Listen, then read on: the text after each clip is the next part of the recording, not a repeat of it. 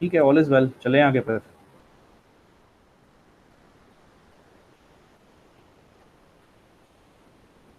अच्छा भाई, आपको कहा था कि ये सारा 1.6 तक शायद आपने पढ़ना था, तो वो आपने पढ़ लिया होएगा। तो यहाँ से बात शुरू होएगी।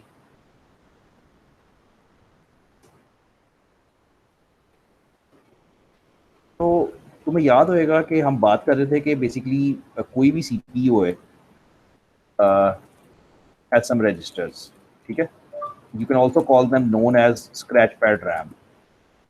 आसान लफ्जों में बात करनी है तो जो सीपीयू की अपनी लोकल मेमोरी होती है ना, ये वो है सीपीयूज ओन लोकल मेमोरी। ठीक है, सीपीयू के अंदर जो लोकल मेमोरी लगी थी, क्यों बनाते हैं? स्पीड तेज करने के लिए सीपीयू अपने लोकल ऑपरेंड्स रख सके। ठीक है, हु डिसाइड्स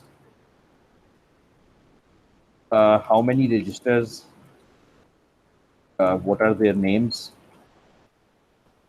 एक्सेट्रा, ये सब कुछ मैन्युफैक्चरर करता है। तो इंटेल अगर चिप बना रहा है i7 की, तो इंटेल ये डिसाइड करता है कि उसके अंदर कौन से रजिस्टर्स होंगे, कितने होंगे और उनका फंक्शन क्या होएगा। उस प्रोसेसर के साथ डॉक्यूमेंटेशन छप जाएगी जो ये बता देगी कि उसके अंदर क्या क्या है। प्रोग्रामर फिर उसके ऊपर काम करना शुरू कर देगा। ठीक है, ये बेसिक कहानी। इन एनी टाइप ऑफ, मैं बल्कि जनरल बात करूं या नहीं, लेकिन बहरहाल in any type of CPU there are certain types of registers. बात ये है कि वो तो अब स्पेसिफिक कौन कौन से रजिस्टर होंगे ये तो सीपीयू के ऊपर डिपेंड करता है, लेकिन कुछ जनरल रजिस्टर्स सब में होते हैं। फॉर एग्जांपल डेटा रजिस्टर्स होते हैं जिसमें ऑपरेंड्स स्टोर करते हो। तो जब तुम मैथमेटिकल ऑपरेशन करते हो तो दो ऑपरेंड्स आते हैं ना, तो वो तुम डेटा रजिस्टर्स के अंदर स्टोर करते हो। इसके अलावा एड्रेस या पॉइंटर रजिस्टर्स होते हैं जो वही काम करते हैं जो प्रोग्रामिंग में पॉइंटर रजिस्टर्स करते थे। ठीक है, कुछ सेगमेंट रजिस्टर्स होते हैं, मतलब सो ऑन। एक बड़ा इंपॉर्टेंट रजिस्टर होता है जिसको फ्लैग्स या प्रोग्राम स्टेटस वर्ड रजिस्टर कहते हैं। तो अब इसको बजाय इसके कि हम जनरल बातें करें, हम ये स्पेसिफिक इंटेल का आर्किटेक्चर पकड़ते हैं।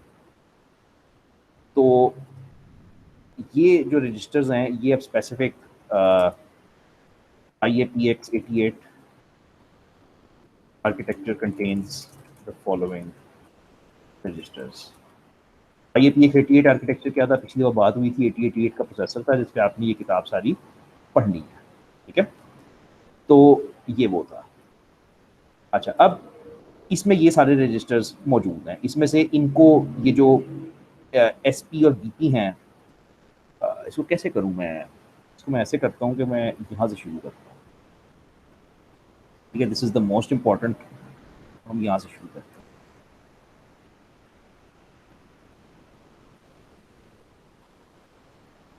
ये चार रजिस्टर्स हैं, कॉल्ड AX, BX, CX और DX। अगर इंटरेस्ट हो, वैसे जरूरत नहीं है, साथ साथ याद हो जाता है। तो पहले का नाम एक्यूमुलेटर है, दूसरे का नाम बेस है, तीसरे का नाम काउंटर है, और तीसरे चौथे का नाम कुछ नहीं है। बेसिकली हम डेटा कहते हैं लेकिन कुछ नहीं है। DX से कुछ नहीं बनता। AX is this, BX is this, CX is this, or DX. These four registers are called GPRs, General Purpose Registers. GPRs General Purpose Registers होते हैं, which means इनके अंदर कोई भी वैल्यू आ सकती है।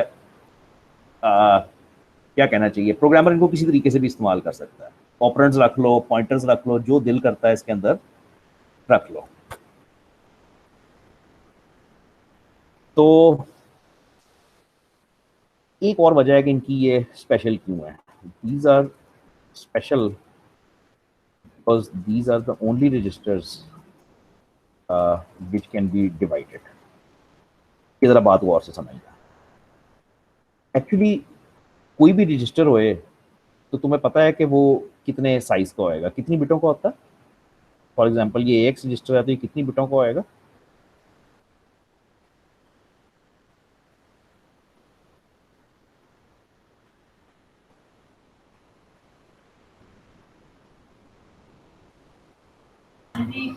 आठ बिट का। 16 का है वैसे, चलो ट्राई तो किया। ये पिछली दफ़ा सारी बात हुई थी कि हम इसमें 16 बिट के आर्किटेक्चर पे हैं, ये हमारा 16 बिट का आर्किटेक्चर था और इसमें सब कुछ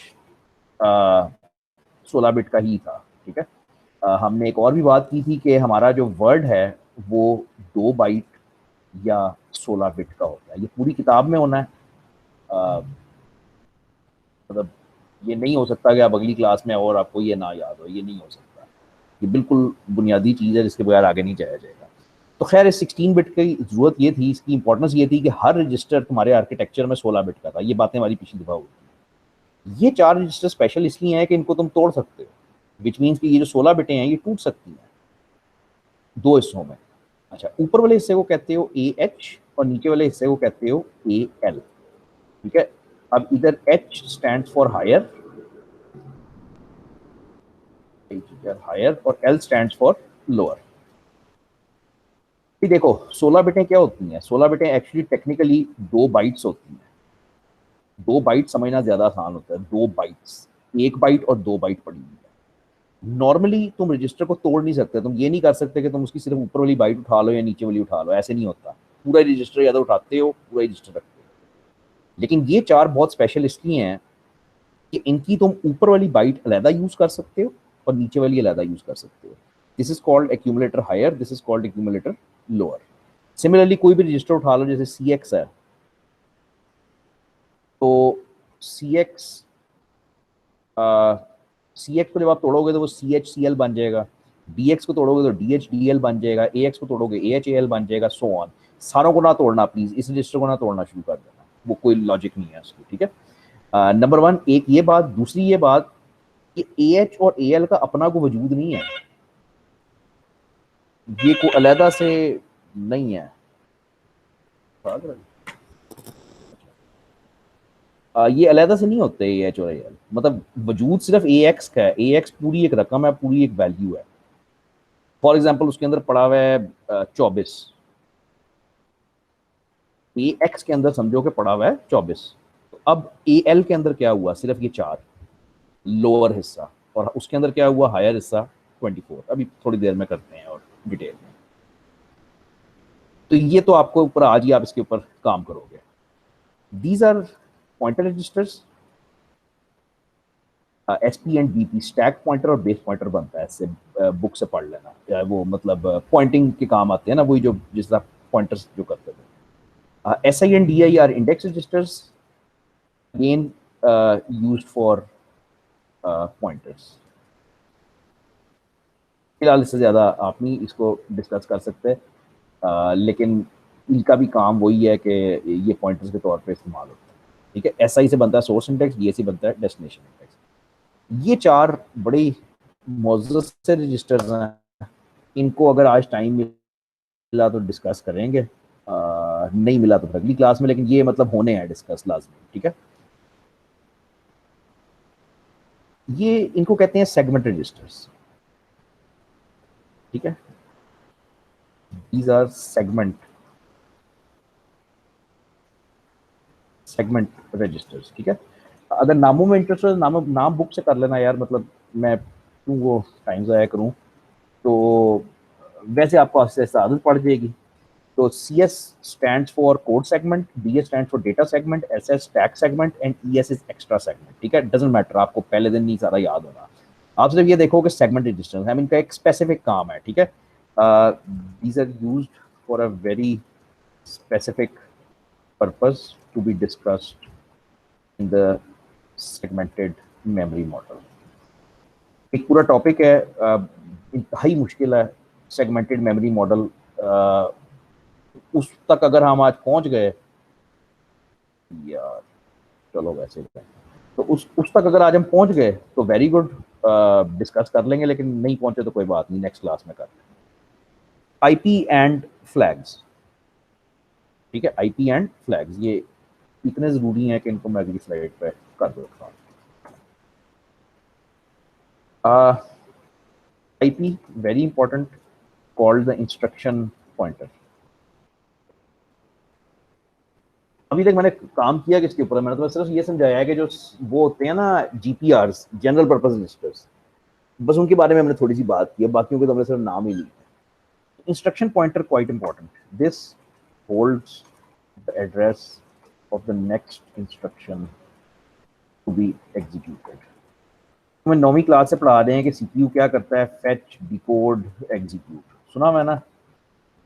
तो इसका मतलब ये होता है कि सीपीयू जब फारिग होकर बैठ जाता है तो वो अगली इंस्ट्रक्शन फेच करता है, अपने पास लेके आता है। कहाँ से लाता है? मेमोरी से। वो फारिग हो गया, काम करके फारिग होकर बैठा है, वो फेच करेगा, रैम से इंस्ट्रक्शन लेके आएगा, फिर उसको डिकोड करेगा कि करना क्या है मैंने, और फिर फाइनली उसको एग्जीक्यूट करेगा। मेरा इस फेच के ऊपर जरा जोर है। Where does it fetch from, कहाँ से लाता है?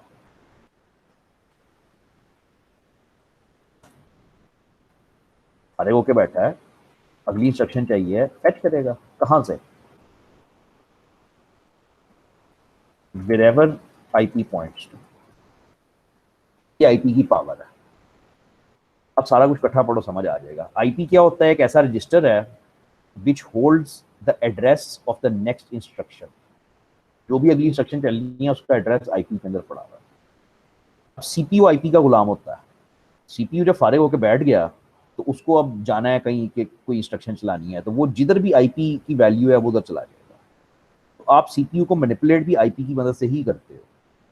आपने उसको एक जगह से दूसरी जगह भेजना है तो आप आईपी चेंज करो, वो इधर उधर निकल जाएगा, जिधर भी आप कहोगे उधर निकल जाएगा। अच्छा, इसके अलावा एक अपना प्लॉट जिसका है वो फ्लैग रजिस्टर है, ये भी बड़ा जरूरी है। Flags also sometimes called program status word. ये basically very special register which conveys, क्या कहना चाहिए, status of many things in the CPU. मैं तुम्हें कैसे दिखाऊं ये? For example server very good, इस तरह से मैं तुम्हें दिखा सकता हूँ ये, समथिंग लाइक दैट। मतलब सिर्फ एक समझाने का तरीका है कि अगर तुम किसी डेटा सेंटर में जाओ और तुम्हारे पास रैक्स लगे हुए हैं, रैक सर्वर्स लगे हुए हैं, क्या हाल है, ठीक हो? शुक्र है। मैं जरा क्लास ले रहा हूँ, आपको 15 मिनट रुकना पड़ेगा, ठीक है? Thank you. तो अगर आप सर्वर्स को देखो तो वो आपको इस तरह के नजर आते हैं। अगर आप डेटा सेंटर्स में जाओगे, उनके ऊपर इस तरह की लाइटें बहुत सारी जल रही होती हैं। अब ये लाइटें क्या कर रही होती हैं? ये आपको स्टेटस बता रही होती हैं। फॉर एग्जाम्पल, ये हार्ड डिस्क ठीक चल रही है, ये हार्ड डिस्क ठीक चल रही है, ये हार्ड डिस्क खराब है, ये खराब है। मतलब अगर रेड है लाइट तो उसका मतलब कुछ और है, ग्रीन। मतलब ये जो लाइट्स हैं ये स्टेटस है एक तरह से। जिस तरह घर में कोई इसका एग्जाम्पल है नहीं, मतलब ये इसी पे होता है, सर्वर्स पे होता है वैसे। तो फ्लैग्स इस तरह की चीज है। फ्लैग्स एक रजिस्टर है। फ्लैग्स इज अ रजिस्टर, जिसका मतलब है कि वो 16 बिटों का है। Each bit convey, each bit is an indicator. Bit क्या हो सकती है? बिट 0 हो सकती है या 1 हो सकती है। तो 0 का मतलब हो सकता है कि कोई चीज खराब है, 1 का मतलब हो सकता है कोई चीज ठीक है, या मतलब स्टेटस कन्वे कर रही है, ठीक है? जैसे तुम्हारी पानी की टैंकी है और अम्मी तुम्हें ऊपर भेजती हैं कि ज्यादा देख के आप भर गई है या नहीं, तो तुम्हें ऊपर जाना पड़ता है चढ़ के और तुम वो देखते हो। अगर तुम उसके साथ नीचे अपने कमरे में वो 2 बत्तियां लगा दो रेड ग्रीन की, वो बत्तियां ये करें कि जैसी टैंकी भरे बत्ती ग्रीन हो जाए, तो तुम्हें वहीं से देख के स्टेटस उसका पता चल जाएगा, ठीक है? दिस इज एग्जैक्टली जो सर्वर की बत्तियां करती हैं कि आपको उसको खोल के उसको चेक नहीं करना पड़ता, आपको स्टेटस बाहर पता चल जाता है। और एग्जैक्टली यही काम फ्लैग्स रजिस्टर करता है। फ्लैग्स के अंदर 16 बिटें होती हैं, हर बिट का अलग मतलब है। एक पानी की टैंकी है, एक कुछ और है, एक कुछ और है। और each bit is an indicator. 0 means of, 1 means on. ज़्यादा ये समझ उस वक्त आएगी जब ये एक्चुअली करोगे। लेकिन फ्लैग्स वो वाहिद रजिस्टर है जिसमें हर बिट का अपना मतलब होता है। नॉर्मली ऐसा नहीं होता, नॉर्मली सारी बिटें मिला के कोई मतलब कन्वे होता है, ठीक है? रजिस्टर्स आपको एक दिन में नहीं होने आपसे, ना एक्सपेक्टेड है कि एक दिन में होंगे, लेकिन एटलीस्ट इस डॉक्यूमेंटेशन की तरफ वापस आके इसको एक दफ़ा बड़ी गौर से पढ़ो कि जीपीआर जनरल पर्पस रजिस्टर्स क्या होते हैं, स्पेशल क्यों है, इंडेक्स रजिस्टर्स क्या होते हैं। Very very very important. IP क्या चीज़ है, फ्लैग्स क्या चीज़ है। अच्छा, तो इसने पहले चैप्टर में फ्लैग्स की डेफिनेशन भी आपको दे दी है, ये please as a reference use करना, इसको याद ना करना शुरू कर देना, पढ़ना ना शुरू कर देना, ये रेफरेंस है। विच मीन्स कि उसने उस 16 बिटों का मतलब बता दिया। उसने बताया है कि जो सबसे नीचे वाली बिट है वो कैरी फ्लैग है, सी, सी फॉर कैरी फ्लैग। अब ये इसका मतलब लिखा हुआ है। अब ये अगर पढ़ के आप इसे मुझसे पूछोगे तो इसका कोई चांस नहीं है इसको समझ आने का। ये जैसे जैसे आगे चैप्टर्स पढ़ते जाओगे तुम्हें इन फ्लैग्स के मतलब पता चलते जाएंगे, ये खुद ब खुद चीज़ें तुम्हारी अपनी जगह पे आती जाएंगी। लो भाई, आर फर्स्ट प्रोग्राम, अब कोड लिखना शुरू करें और काम करना शुरू करें। काम करना कैसे है बाय द वे आपने? आ, आपने अपने एलएमएस पे जाना है, गूगल पे नहीं जाना। Download ASSM soft from LMS, Google से नहीं, मैं नहीं इंस्टॉल करवा सकूंगा गूगल से, या मतलब वो क्यों करते हो, जिस पे असाइनमेंट बनानी है वही करो ना, बस LMS से सॉफ्टवेयर डाउनलोड करो। ये ASSM सॉफ्ट असेंबली की सॉफ्टवेयर है, ठीक है। It is a simple zip file, unzip it in a folder and copy in C drive, as simple as that, ठीक है। LMS के डाउनलोड से उसको डाउनलोड करो, तुम्हारे पास एक सिंपल जिप फाइल आ जाएगी, उस जिप फाइल को अनजिप करो तो तुम्हारे पास ये ASSM सॉफ्ट का एक सिंपल फोल्डर बन जाएगा। कोई चीज़ इंस्टॉल नहीं करनी, कुछ नहीं करना, इंस्टॉलेशन कोई नहीं है, इंस्टॉल कुछ नहीं किया मैंने, डाउनलोड किया, अनजिप किया, दैट्स इट, काम चल पड़ा, खत्म हो गया, ठीक है। Now right N assembly language program इन नोटपैड। इसको सेव एज करो, फाइल का जो भी नाम दो .asm के साथ, यानी फाइल, वो नोटपैड में जो फाइल बनाओगे ना उसको .asm एक्सटेंशन के साथ उसको सेव कर लो, डन, खत्म बात। अब दो स्टेप्स हैं। नंबर 1 पे तुम्हें उसको असेंबल करना है। असेंबल करना क्या होता है? ट्रांसलेट करना।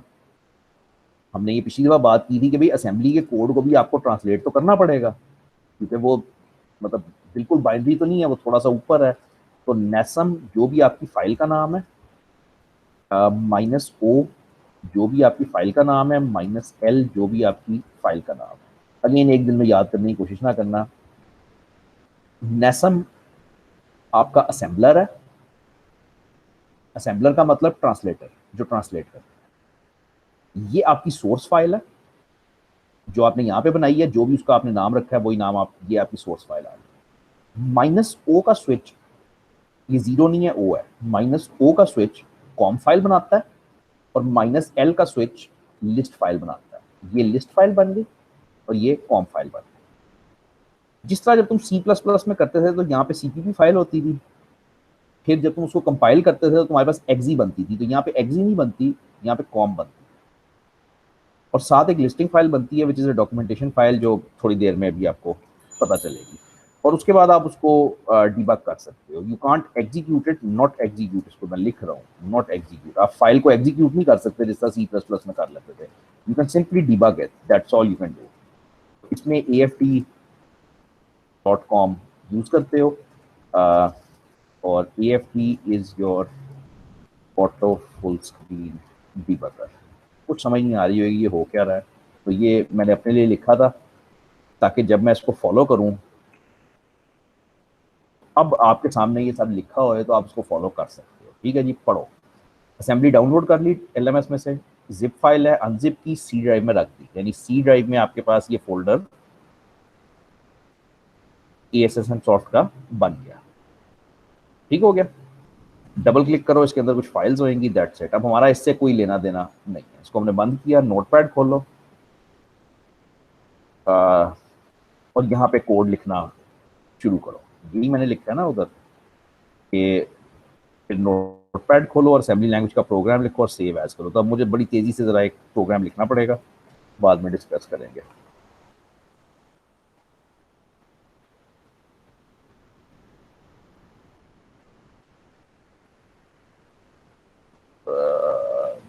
बंद कर लो, चलो।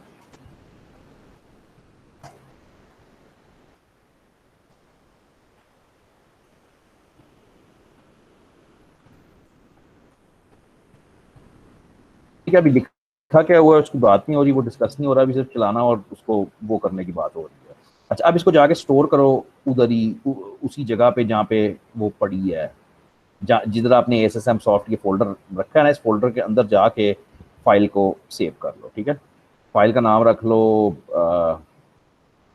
पहले ना पढ़ी हो, चलो first dot A S M. ये डॉट ए एस एम है जो ज़रूरी है काफ़ी। तो ये असेंबली की फाइल बन गई, वो नोटपैड ने उसको कलर कोडिंग भी दे दी, उसको पता है कि असेंबली कैसे कोड करनी है। लो जी, यहाँ तक हम पहुँच गए। अब यहाँ पे जो स्टेप है ना ये वाले, यहाँ पे थोड़ा सा डिफरेंस आ जाएगा। थोड़ा सा डिफरेंस इसलिए आ जाएगा कि अगर तो आप ऐसे कहना चाहिए बेसिकली, अगर तो आप 32 बिट की इन्वायरमेंट में हो ना, अगर तो आप 32 बिट विंडोज में हो, if you are in a 32 bit environment then this is perfect। ये जो लिखा हुआ है ऊपर कमांड, ये एग्जैक्टली ऐसे ही चलेंगी अगर आप 32 बिट इन्वायरमेंट में हो। आजकल 32 बिट इन्वायरमेंट में तो नहीं होना चाहिए किसी को, पता नहीं क्यों कोई होएगा, लेकिन बहरहाल अगर आप 64 बिट में हो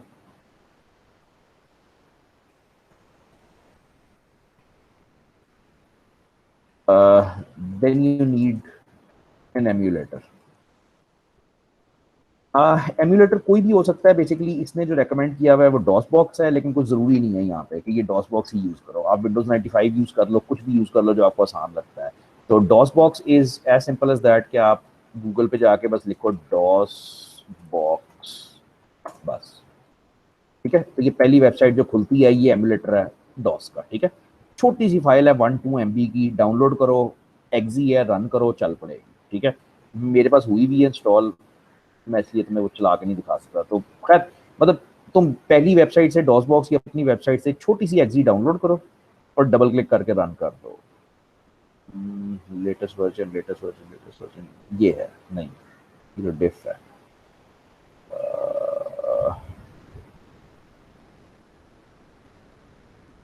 क्या चक्कर है ये? अच्छा, डाउनलोड्स पे क्लिक करते हैं। हाँ, ये डाउनलोड्स पे क्लिक कर लो, सॉरी। ठीक है, ये डाउनलोड्स पे क्लिक कर लो, तो ये जो पहली वर्जन पड़ी हुई है तुम्हारे ऑपरेटिंग सिस्टम की, विंडोज़ है ज़ाहिर बात है तुम्हारा, तो ये सेकंड, ये सिंपल इंस्टॉलर एक्जी डाउनलोड करो, मैं कर ही देता हूँ। और बस ये एक्जी को रन कर दो, दैट्स इट।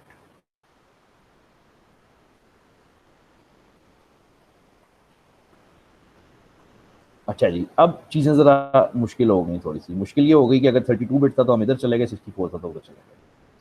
अब मैंने यहाँ तक तो मैं पहुँच गया हूँ, अब मुझे डॉस बॉक्स खोलना पड़ेगा क्योंकि मैं 64 बिट पे हूँ। तो डॉस बॉक्स बिल्कुल डॉस की तरह आपको एक विंडो नज़र आएगी। ठीक है, इसमें एक स्टेप एक्स्ट्रा होता है, वो मैं लिख देता हूँ, लेकिन मैं लिखना चाहता नहीं हूँ एक्चुअली, क्योंकि मतलब ये सीखना चाहिए आपको खुद ही।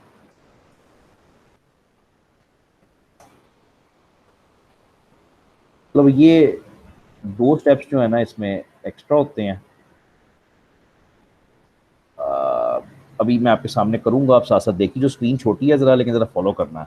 तो mount X C colon A S S M soft, ये जो मैंने इधर, ये आपकी बुक में नहीं मिलेगा आपको, ये वाला हिस्सा, तो इधर देख लेना, mount X C colon A S S M soft, enter मारो। एक्स कोलन, ये जो दूसरी कमांड लिखी है नीचे मैंने इधर नोट पैड पर, ये इसको लिखो और एक्स कोलन करो। अब आप यहाँ पे एक्स पे आ जाओगे। ठीक है, और जिस बंदे को समझ नहीं आ रहा वो तो इसको बस कॉपी पेस्ट करेगा, जिसको समझ आ रहा है उसके लिए हुआ क्या है, हुआ ये है कि ये जो आपने विंडोज में असेंबली का फोल्डर था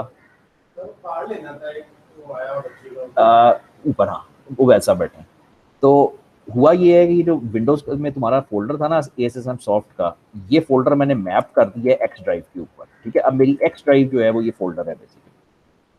मैं अगेन इसके ऊपर नहीं फोकस करूंगा, ये आपका मसला है, गूगल से पढ़ो, ना ही आपको बुक में मिलेगा, ना ही आपसे कुछ पूछेगा। अच्छा जी, कमिंग बैक, अब मैंने ये असेंबल करना है और डिबग करना है। ठीक है, तो मेरी फाइल का नाम था फर्स्ट जो मैंने बनाई थी, तो अब मैं डिबग असेंबल करना लगा हूँ। नेसम क्या था, first dot A S M minus O first dot com और minus L first dot L S T, ये कमांड है नेसम, तुम्हारी फाइल का नाम A S M minus O com के साथ माइनस एल लिस्ट के साथ। ठीक है, एंटर मारो। अगर आपने ये काम ठीक किया है, तो जब आप अपने विंडोज़ के फोल्डर पे जाओगे और आप फर्स्ट वाली फाइल ढूंढोगे, तो आपको 3 फाइलें मिलेंगी। अब 1, 2, 3। एक वो ASM फाइल होएगी जो आपने बनाई थी, जो सोर्स फाइल थी।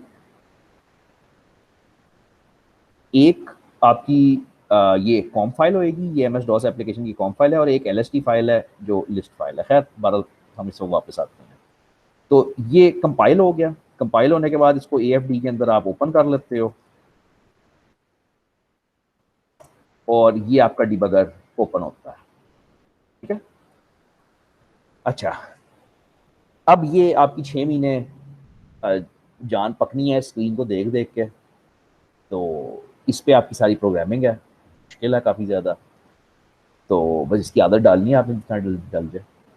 शुरू में टाइम होता है, पहले 2 चैप्टर्स में टाइम होता है कि आप इस पर आराम आराम से काम करके चीज़ें सीख लो। उसके बाद स्पीड बहुत तेज़ हो जाती है, उसके बाद ही टाइम होता है। ये क्या है? ये डिबगर है। ये डिबगर है जो आपको आपके कंप्यूटर का स्टेटस इस वक्त दे रहा है कि करंट क्या सिचुएशन है। ये ऊपर CPU पड़ा हुआ है, ये CPU है ऊपर।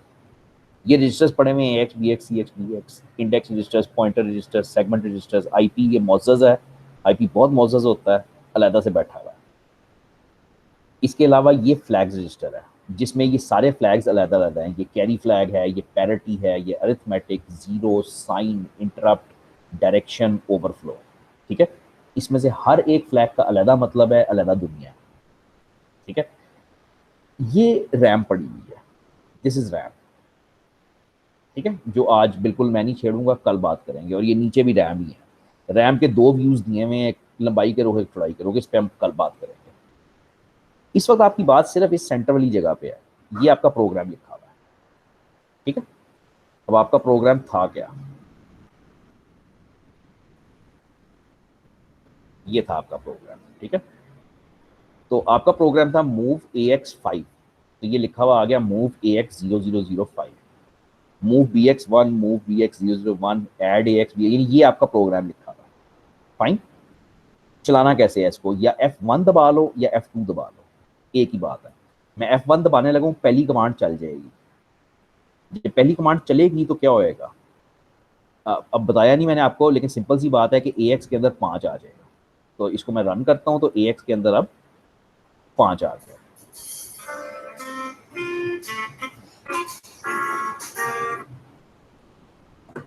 दूसरी कमांड रन करता हूँ, तो BX के अंदर 1 आ जाएगा। इस BX के अंदर यहाँ पे 1 आ जाएगा। अच्छा, तीसरी बहुत इंटरेस्टिंग है, आपको लगे ये जो भी, लेकिन ये करती ये है कि AX is equal to AX plus BX। ये कमांड ये करती है, यानी AX और BX की जो भी वैल्यूज हैं उनको जमा करती है। 5 और 1 6 हो गया, और जवाब किधर डालेगी? वापस AX में। तो जब मैं ये कमांड रन करूंगा तो मेरे AX में 6 आ जाना चाहिए। ठीक हो गया, AX में 6 आ गया। अब मेरा प्रोग्राम खत्म हो गया। That's it. इसको QUIT क्विट लिखो इधर, और वापस डॉस में आ जाओ। प्रोग्राम में क्या हो रहा है मैंने आपको ना समझाया है अभी, ना कुछ बताया है। मैंने आपको सिर्फ ये कहा है कि आपने असेंबली डाउनलोड करनी है, एक डमी प्रोग्राम लिखना है, उसको चलाना कैसे है, और ये सारी इन्वायरमेंट कैसे सेट करनी है। इस जगह तक कोई प्रॉब्लम है तो मुझे बताओ, अब मैं वरना प्रोग्राम खोलूंगा और वो आपको समझाऊंगा कि ये चल हो क्या रहा है, इस प्रोग्राम में एक्चुअली क्या हो रहा है।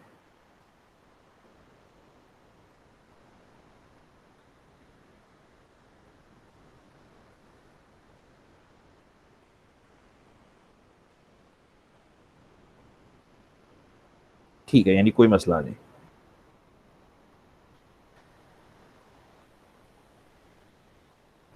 ठीक है, गुड। तो अब जरा इसकी तरफ चलते हैं कि ये हो क्या रहा है। तो ये मेरा प्रोग्राम था 4 लाइनों का, क्योंकि मैं इसको चेंज करने लगा, आपको एक और चीज़ दिखाने लगा। 10 कर दो उसको।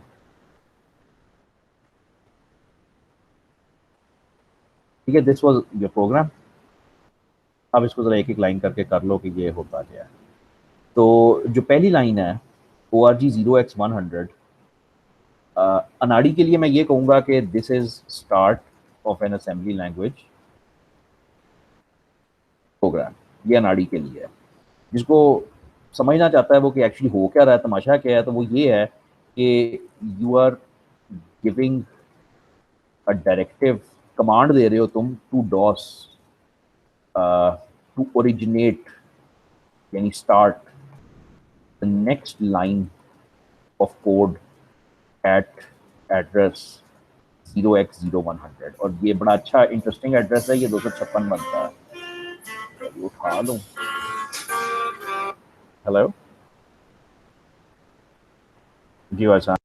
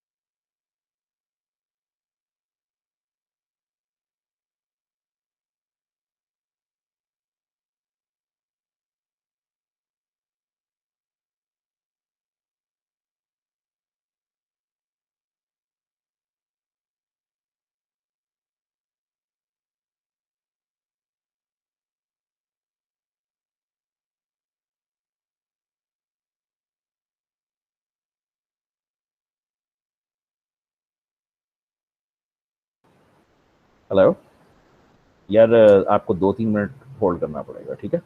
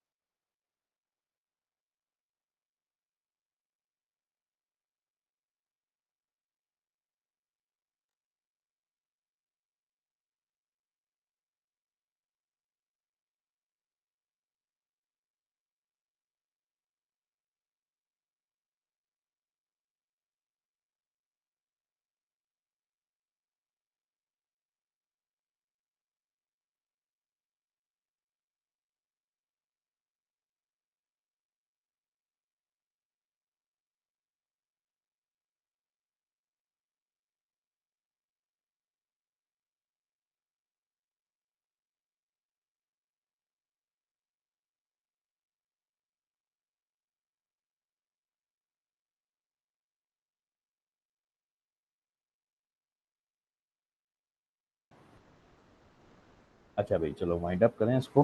तो कहाँ पहुंची है बात? हाँ जी, यहाँ पहुंची है। ये तो बंद नहीं होएगा। उठाई जो आई गेस। फोन भी बजता रहता सारा दिन सीधा तो उठा लो। तो हम बेसिकली डॉस को कह रहे हैं कि अगली लाइन ओरिजिनेट करो एड्रेस 0100 पे। अच्छा, ये अब 0x का भी मतलब समझो। ये जो 0x है, अ, ये मुझे निशानदेही करता है। This denotes that the value is hexadecimal. यानी बेसिकली 0x बजाते खुद कुछ नहीं है, 0x पर निशानदेही कर रहा है कि ये जो अगली रकम पड़ी हुई है 0100, ये एक हेक्साडेसिमल नंबर है।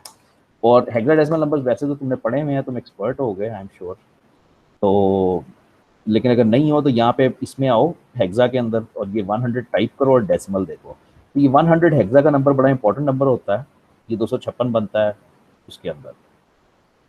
ठीक है, मूव AX5। इसके बारे में मैं तुम्हें सिर्फ ऐसे कहूंगा कि assembly commands are always written like this. इसमें होता है निमोनिक, निमोनिक ऑपरेंड 1, ऑपरेंड 2। और ऑपरेंड 1 जो होता है वो डेस्टिनेशन भी होता है। यानी जो पहला ऑपरेंड होता है ना, वो दो चीजें होता है, वो दो काम कर रहा होता है, वो सोर्स भी होता है, वो डेस्टिनेशन भी होता है।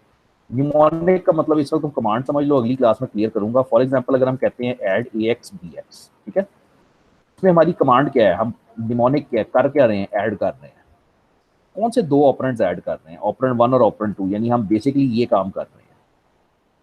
रिजल्ट कहाँ स्टोर करना है, डेस्टिनेशन का पता होना जरूरी है। तो डेस्टिनेशन असेंबली में हमेशा पहला ऑपरेंड होता है हमेशा।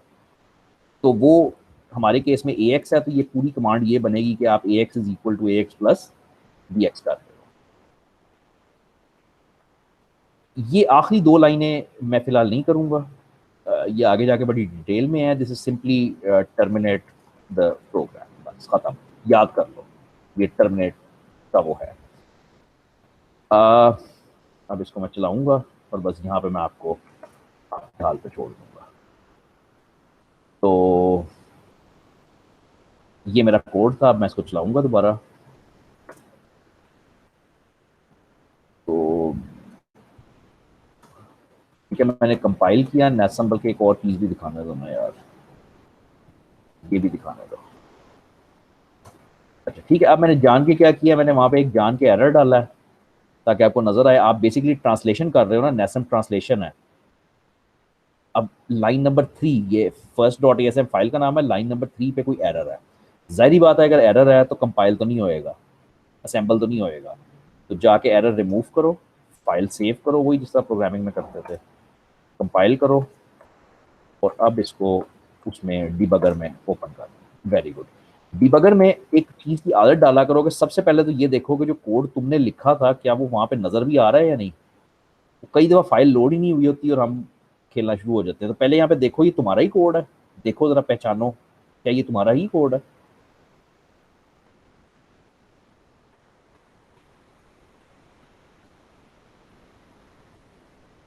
हाँ जी, पहली लाइन मूव AX5 है तो आपका मूव AX5 पहली लाइन है। दूसरी लाइन मूव BX10 है तो ये मूव BXA है।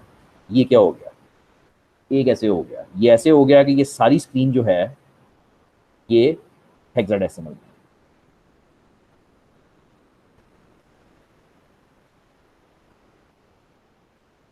ये सारी स्क्रीन जो है ये हेक्साडेसिमल के अंदर चल रही है। ठीक है, तो 10 जो है वो हेक्सा के अंदर ए होता है। इस क्लास में कोई बंदा ये नहीं पूछ सकता कि हेक्सा क्या होती है। नहीं आती, जाके दोबारा डीएलडी खोलो, डीएलडी के पहले 5 लेक्चर्स और उसके साथ अपने आप को कंफर्टेबल करो। मतलब ये आपने प्रोग्रामिंग ही हेक्सा के अंदर करनी है। ये सारी स्क्रीन हेक्सा है, ये सब हेक्सा लिखी हुई है। तो अगर कोई बंदे को हेक्सा ना पढ़नी आए तो बड़ा प्रॉब्लम हो जाएगा। तो चलो नेक्स्ट क्लास तक टाइम है, करके आओ। बाकी वही है, F1 दबाओगे पहली कमांड चलेगी, 5 चला जाएगा AX के अंदर। दूसरी कमांड चलाओगे तो 10 चला जाएगा BX के अंदर। अब 10 + 5 होता है 15, हेक्सा के अंदर 15 होता है F। तो जब ये ऐड की इंस्ट्रक्शन चलाओगे तो वो AX के अंदर F आ जाएगा। ठीक है, तो ये तुमने देख लिया कि तुम्हारे सारा प्रोग्राम ठीक हो रहा है। कुछ ज़्यादा ही अखीर में स्लो गया हूँ, लेकिन आई एम फाइन, कोई मसला नहीं, चलेगा। ठीक है, मैं बहुत स्लो गया हूँ तो, लेकिन अब इतना स्लो रहूँगा नहीं, मतलब अब नेक्स्ट टाइम थोड़ा सा स्पीड पकड़ लूँगा। मिनिमम जो आपको करके आना है वो ये है कि 1.8 तक, यहाँ तक ये मैंने आपको नहीं करवाया। सेगमेंटेड मेमोरी मॉडल मैंने आपको नहीं करवाया। इससे पहले पहले एक एक चीज़ मैं कवर कर चुका हूँ, तो आपको वो सारा पढ़ना है, डिबगर खोलना है, ये सारा काम खुद हाथ से एक दफ़ा करना है। नहीं होता कोई मसला नहीं, अगली दफ़ा आओ, स्क्रीन शेयर करो, मुझे दिखाओ कि क्या किया है, क्या प्रॉब्लम है, फिर मैं उसको वहाँ से ठीक कर दूँगा। चलेगा?